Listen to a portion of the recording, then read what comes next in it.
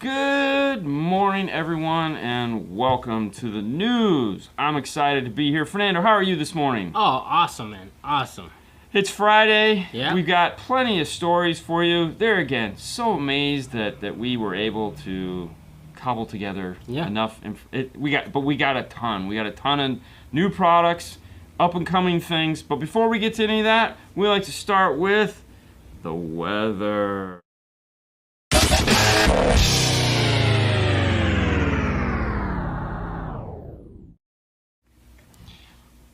What's the weather that? What's the weather like today, Fernando? Today is 66. I know, we got a cold front. Nice. It rained yesterday. Oh my gosh. And there's no pollen. There's no pollen.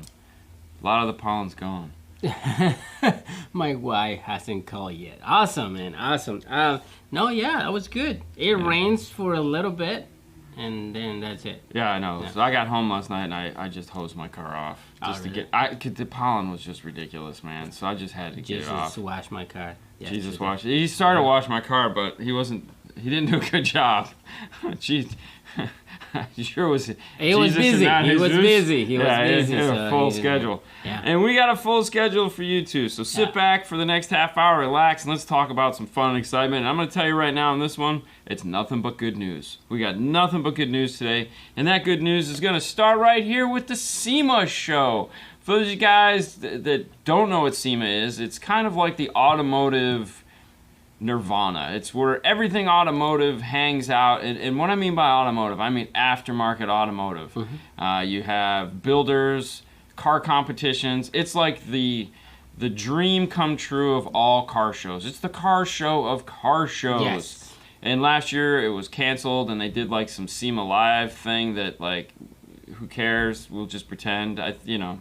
But it's not the same. Oh, it's not even close. It was ridiculous. Our friends and yours, Jeff Smith, was part of that, and he was like, "This." I mean, it was weird. It was weird to say the least. Brian Schmidt from Mobile Solution, I think he was part of that too. Yeah. And that was not. Yeah, it's not fun. But we all know that because we've all experienced it. But November 2nd through the 5th, 2021, in the brand new location. There in Las Vegas Convention Center. The West Hall has been reconstructed. It's a whole new venue in which to have this happen. They've been building it the whole time while COVID was going on, so kudos to them for getting some stuff done. But that's going to happen this year. We're going to try to make it. That's our plan, is to go. Hopefully. So 227 days from now. Okay. I counted right there. Yeah, good for you, man. Yeah. Wow. Exactly. Okay. I'm like, wow, way to do some quick math. But we're planning on going. I'm excited because I've never been. I don't, and there's the thing. It's still one of those, it's like, do I want to go the first year back? But then again, I want to go the first year back because I think it's going to be incredible. It's going to be really nice. Yeah. A lot of people are excited to go there. Yes. Yeah, so it'll be fun. And now we got some new product news. So one of the things that is, manufacturers like to stage release events, as we all know. And this year there wasn't a lot of them to talk about, like between products not being released and stuff like that. Yeah. Well, one manufacturer has a bunch of new products that are on the horizon. Yeah. That aren't even ready to be released yet. Unfortunately, they're having their catalogs printed right now, so they had to update all their catalogs. And they put all their new catalogs online already. So the products haven't even been announced. They're not even available yet. Don't know when they're coming. However, we get to talk about them because they were silly enough to do it, and they're open. Anyone can find it. You can go right to the website and find it, so we're not going to get in trouble. So let's take a look. First up, this is all going to be from Amp Global under the Stinger brand name. Okay. Stinger is teaming up with Phoenix Gold, which is their other company that they own. So they're not teaming up, they just grew. Well, it's two departments, although it's the same guy running both departments, I think, at this point, but who cares? We're going to swing gate mounted 12-inch subwoofer enclosure. Now, they're not the first to do this, so let's not pretend like they're the only guys in town, but they are making one of these. It's going to come preloaded with a 12-inch Phoenix Gold woofer that is specifically designed for this enclosure. It's not an off-the-shelf part. They're making this just for this. Now, where this one is mounted? Well, funny you should ask. I have another picture. Hold on. Where did it go? All right. I have another picture. All right. It might not have gotten loaded. All right, hang on. Thank you for asking that question. Oh, I mean, you know. Oh no, and that's. Oh, that would be cool to know where you can put it. Ah, there it is. Hold on. I will get it there. I missed that hole. You can put it in the passenger seat, you know, on top of it. Shush. There we go. All right, there we go. There's. Oh my God! Now it's. That's it. There you go. So that's how it's gonna mount. We're working the JL, the JK. Sorry about that. I thought I'd put it in there. Oh, there it is. I found it now. That figures. How ridiculous is that? Okay. So yeah, so we're gonna get that. We're gonna get a swing gate mounted door box with a Phoenix Gold 12-inch Rhino lined. Has the Stinger logo in it. Jeff has already heard it. Okay. Because I think they already have the sample in their Jeep. That's the Jeep, right? So that's their Jeep. Yeah, but they could have. Hey, listen, we know they have great Photoshop guys, so I don't even know if that's actually attached to the door. Okay. I don't even know if it's like. I think this is just a picture they made. I don't think that's actually all the system that they have. That's on the floor. real. Yes. But I think that's photoshopped onto there because if you look at like the area where the box meets that black panel, it just looks like it's okay. But I don't know. It may be there, but to me it looks like it's photoshopped on because that looks a little bit too big. Like it doesn't look like it's to scale. But that's where it's gonna go. Okay. But we know Jeff has talked about it and mentioned it to us. So also, and that same idea is they are making a downfired subwoofer enclosure. It's going to have a 10-inch driver in it, and it's made to fit in, of course, all normal mount pickup trucks.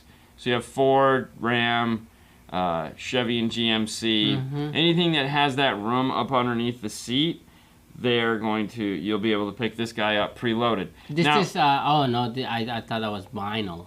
No, it's Rhino line. It looks like vinyl. It's Rhino line. Okay. Now here's the weird part. Where it says right there, the TX TRB 10-inch BB add-on 60B bass extension. I have no idea what that is. Okay, like. So I'm guessing. Can you make it ported? So if you look closely at this, you'll notice over there on the left side, there's that like plastic panel that looks like it comes off. So the only thing I can think of is that yes, you buy a ported option for the box. Like this will attach to the box. You remove the subwoofer? No, you keep the subwoofer. You remove that piece of plastic. This attaches to the side of it. Yes, you pull the subwoofer out of the box. So you can screw this one. Yeah, you screw this on, and this is like adding a ported... Okay. I mean, it looks... okay. I mean, why not? If it works, it works. I don't know of anyone that's gonna buy it, but I mean, if it's a 6dp bass extension, that's pretty substantial. All right, I think a lot of people are gonna buy it.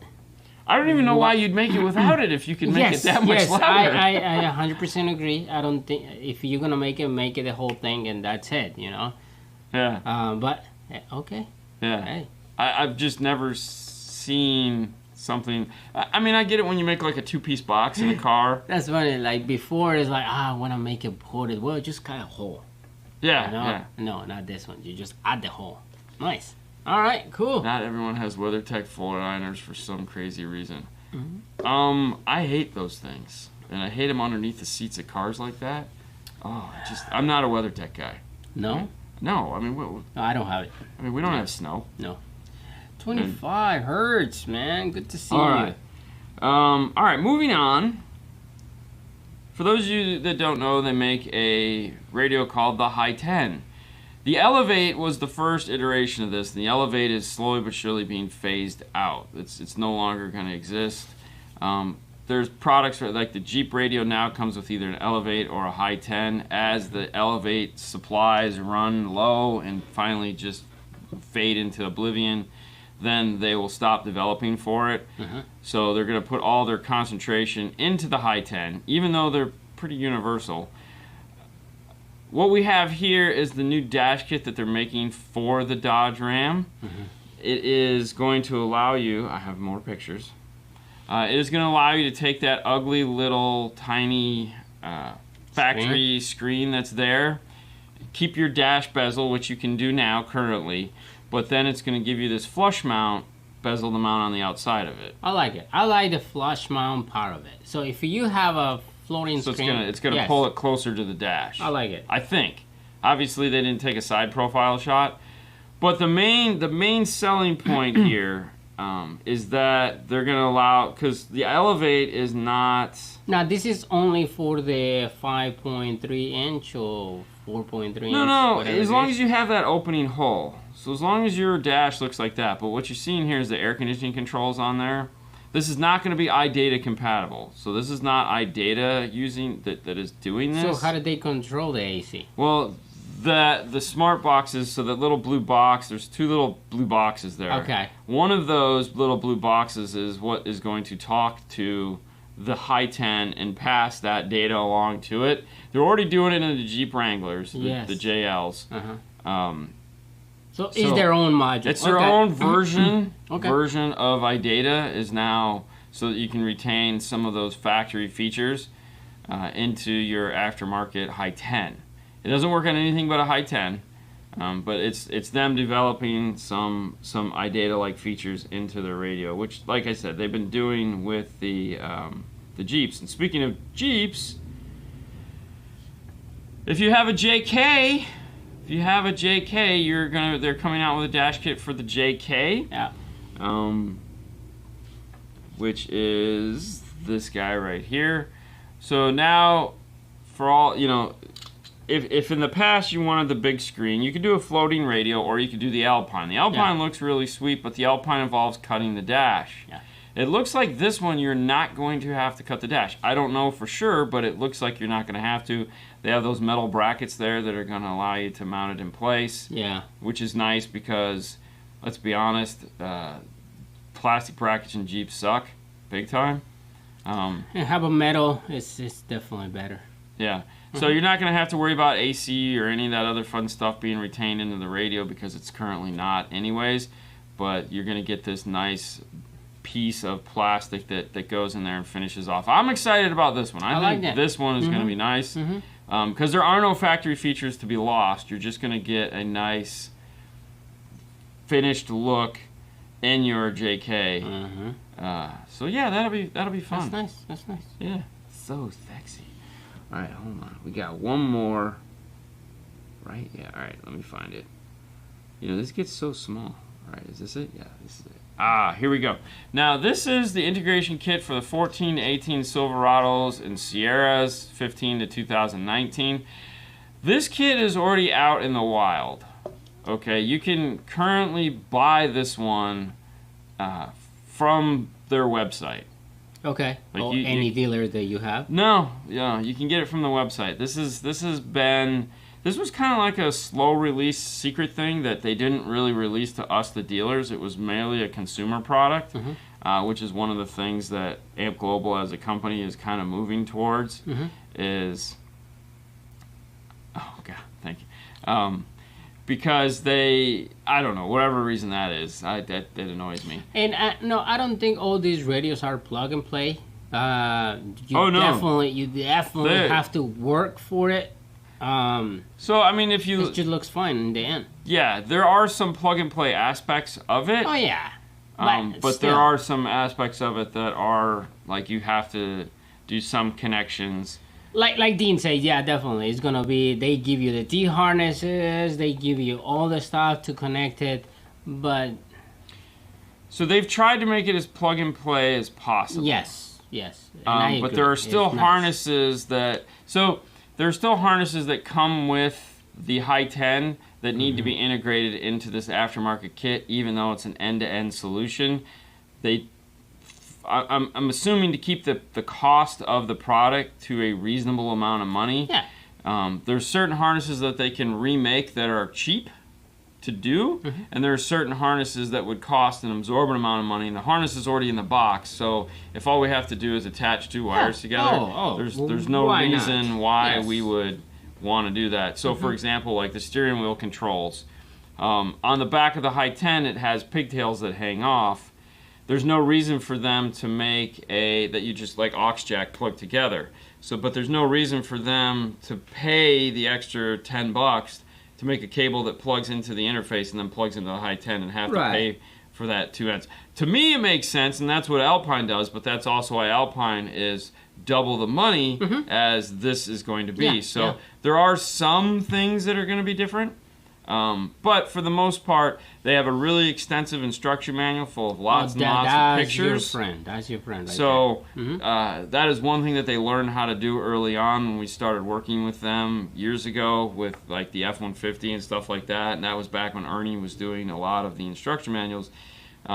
We got to kind of beta, like I don't like this, I like that. You forgot this step. So they do pretty well at that. We haven't helped them with any instruction manual since then, so I'm not going to take responsibility for any of that. But it's nice. There again, this just offers a wider spectrum of radio replacements for some of the more popular vehicles. Now keep in mind, you can still put a high 10 in almost any vehicle that takes a single DIN radio. These are just going to be better fit and finish. Yeah. And that's what I like that. Yeah, speaking of better fit and finish, let's go to our next story that takes us to Metra.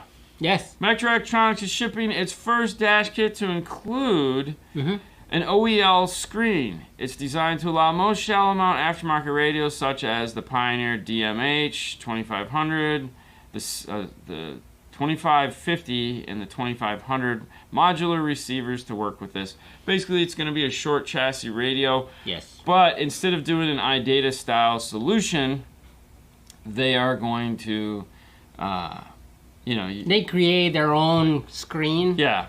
And talk to the data on the car, and it shows the new screen right there. So, like, I'm all for this.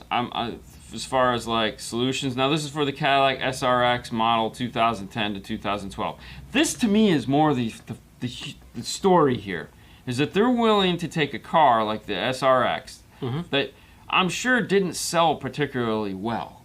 Okay, I'm sure there's plenty of them on the road, and if it's your favorite car, I don't mean that badly. What I'm just saying though is when you look at like cars that like sell like gangbusters, this ain't one of them. This ain't one of them. And it's a 2010, 2012. This is a $500 kit for a 10-year-old car. And it's only 2 years. That's it. For a 2 years, 10-year-old car. Now, I get it. It's at the age now where everyone that fell in love with this car can buy this car. This is I think it get more affordable for the third owners, maybe the fourth owners. I don't know. But, hey, you're not going to, I'm the fifth or sixth owner. Yeah.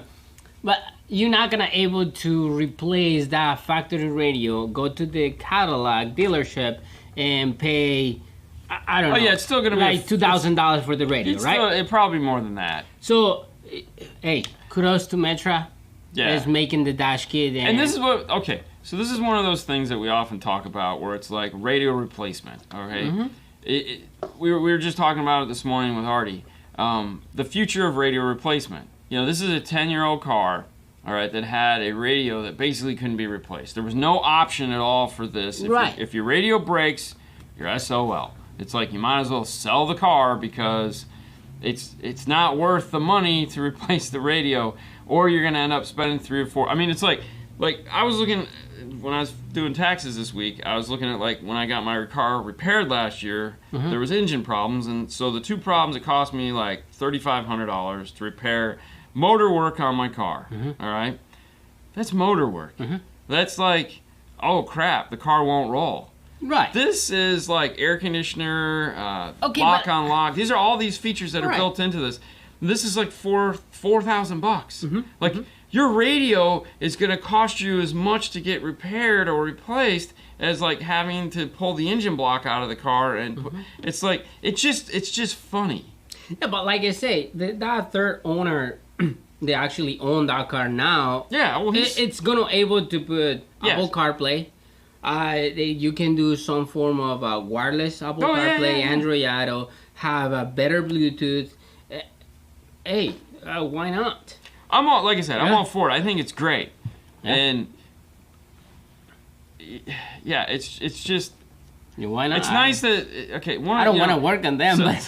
So people may think we pick on Metra every now and then. We don't. We love Metra. Oh yeah.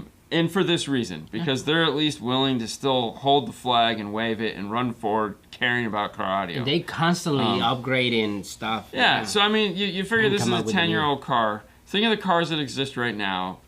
10 years from now, what are we gonna have? Are we gonna be able to still do this? And that is really the question I ask you guys: is what does the future hold for dash kits and stuff like that? I mean, where you look at like 10 years ago, the thought of doing this probably wasn't even a thing. 5 years ago, yes, definitely. Companies like iData coming out with interfaces that will talk to cars and allow us to do all kinds of vehicle retention. Metra making dash kits with OEL display screens. Obviously, at some point, Metra will get into the back of the radio, just like Stinger is doing for their High 10, whether they build their own radios to do it or they team up with Pioneer, which is in the past something that they've been talking about doing, is teaming up with Pioneer because they're making all these dash kits for Pioneer. So it's only a logical move that you'll see something like that. It's just time. So it's interesting to see how it goes, and who knows? It's all weird. But hey, if you have comments and you'd like to tell us what your thoughts are, by all means, please comment in the comments down below if you're watching this after the live. Let us know what you think. What is your take as a consumer or somebody professional? Whatever it is, just let us know what your take is in the comments. We love to read those. It is a lot of fun. And with that, that brings us to this story. All right, this story is funny because this is something Fernando and I were talking about yesterday. Younger generation of classic car enthusiasts, new technology paves road for new business opportunities. I'm going to just remove the new business opportunities out of this title because younger generation of classic car enthusiasts. All right, so this is where this gets funny. When I think of a classic car, 50s and 60s are the things that pop in my mind because I grew up with the 57 Chevy being the pinnacle of the car you want to restore, right there with the Mustang, the Camaro, the SS, and all those other cars. And as time has gone forward, more and more people are moving into the 70s cars because you had those big 70s cars that everyone loves to do. Like you just see because they had crazy windows and crazy, that whole 60s and 70s weird, but there again, you move on into the 80s. And I feel in the 80s, we lost a lot of that car look and feel. I don't feel like the 80s cars were all that exciting. You know, I was alive then, and there wasn't, you know, it's like they're not, to me, they weren't that cool. However, to some of these younger people, when they look at like an 80s car, you know, when you do the math backwards, to them, that was the coolest thing ever. It's like, dude, I want to get my hands on an 80s whatever. Oh, yeah. I want to get my hands on a 1980 Dodge Omni so I can deck that thing out, bro, and do a massive paint job 1997 on it. Honda Civic. Yeah, you know. So, I find it when you talk about classic car that it's really kind of weird. Like, their version of classic car and my version of classic car are obviously going to be two different things. Okay, I think the whole picture in there is like the young generation, it's still going and rebuilding the whole cars. You know, like they still putting money on the motor and the inside interior and all that stuff. So, like yesterday, we talked about that. You say like that's not going to happen anymore. Like. Well, okay, so, all right, prime example, 1996 Chevy Cavalier restoration. Yeah. You joke, but the 1996 Chevy Cavalier was a popular car. People, that was the competitor for the Honda Civic. You had Chevy Cavaliers and you had Honda Civics. People were in the Acura Integra. Those were three super popular cars that, like, we worked on tons of those things. Tons and tons of those. I think the Chevy Cavalier, that was cheaper than the other two. No, it wasn't. Really? No, dude, that was the first car to introduce Class 2 data bus. That was the first car to actively need an interface. That was the first car we sold interfaces for. That was the first car, like the first thing that came out, we had to relocate the factory radio to the trunk until the GM24 came out. Because it was the cheapest car they made, but it got all the technology first. All right? Right. But that car is like, I think we worked on one last year, and it was amazing that it was still on the road. The dash in that has just broken into a million pieces. So what, you know, when you look at like the parts catalogs that you can buy. So basically, you can go online now and you can buy every Mopar piece there is. Like you could basically, other than having the frame, which there again you don't even need that because you could just have someone. Like you can buy every car you want. All these classic cars right now that they make a Bluetooth radio that looks like a factory. Yeah, but that's the thing. stuff. But those are gone. These guys aren't restoring those. These guys are restoring 1980 cars. You can put any single DIN radio you want in that thing, okay? Or you could put a high 10 in there. You could build a center console. My point is like that Honda Civic we were working on yesterday that the guy is restoring for his kid or whatever it is, and they got the wheels. He's a kid. You know, they got the wheels. They got the small motors. So yeah, you're like, man, they could do a motor swap in this, but that interior is dog crap. It is hammered nothingness. Yeah, but that for me, they are cars they are project cars. Project cars that you need to have parts available to do. Okay, if you look or listen, that dash right there in that car. Okay, that is a chromed out, awesome dash. Every piece in that dash was taken apart, repainted, re-chromed, put back together. Okay, you could probably buy a lot of those pieces in these Resto Mod catalogs. These companies that are designed to make parts for those cars. There is not a company that I know of, there might be, and if there is, please let us know in the notes, that is building parts for a 1990 Honda Accord. You can't go buy a brand new dash for a 1990 Honda Accord. You're going to have to get one from a junkyard. So you get one from a junkyard. If you're trying to restore this car to its 1990 appeal or 1980s appeal, the whole point of doing a restoration is either doing a resto mod where you modify it and make it look better with all modern equipment, or you modify it and get it back to where it looks showroom quality. That's what all these cars are doing, okay? I'm not saying I don't see it happening. I find it, who's going to be making a 1980 Honda Civic Dash that I can buy and put in that car, so that I want that car to be like brand new, sporty, awesome car. Regardless of whether the car is $15,000, most of these cars were $3,000 or $4,000 when they existed. Yeah. And there again, this car now sells for 8 to 10 times what it cost new. Are we going to see it in surgence of 1990 Honda Accords, SIs, bubble backs with tricked out everything, going for $30,000, $40,000 so that you can put, $20,000 worth of modifications on it, do frame off restorations on these things with a full interior? Are we going to see that? Because if you think about it, that's my car. Like, those are my 57 Chevys of my age group. So, it's like I never owned a Honda Accord or a Honda Civic Si, but I always thought they were the coolest thing ever. I want to build one now. I want to have a dash. I want to have all that. J.C. Whitney used to have all the... Yeah. J.C. Whitney did, but is J.C. Whitney or somebody there again going to make those parts? That's my question. I think you have to go through all these forums because I know they have tons of there's parts. just people fixing the used shit. I don't want a used one. I want a new dash. Yeah, but not everybody's like you. Like, oh yeah, I want to look like that. No. They want to put racing listen, you're talking about a hack. We're talking about a restoration. These are younger generation of classic car enthusiasts the restoring But cars. Restoring is that like piece a of crap that was in here yesterday word. is not a restoration. That is garbage on wheels. That's lipstick on a pig. No, I don't see that. It was lipstick on a pig. No offense to that car. No, I don't see that. It totally is. No. It's like you have the 2010 Camaro, and then you start putting more stuff.